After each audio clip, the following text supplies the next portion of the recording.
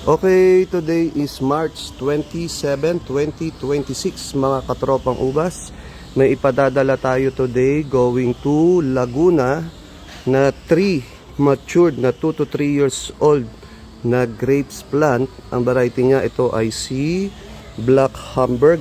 Yan, mga nasa big container na. And then next, itong si Strawberry at si Red Lobe. Yan. At syempre may kasama din na Red Himalaya Mulberry na may bunga na. Ayan, mahaba ang bunga. At isang Midnight Beauty na grapes.